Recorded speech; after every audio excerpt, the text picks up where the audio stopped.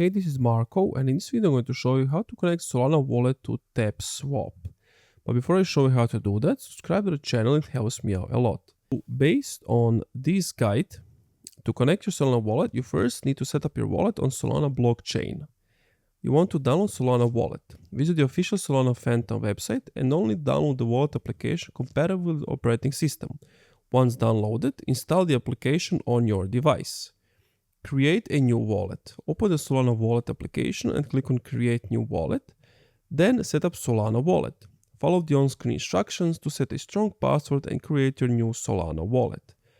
Back up your recovery phrase. After you create your wallet, you'll be provided a recovery phrase and then you want to remember it.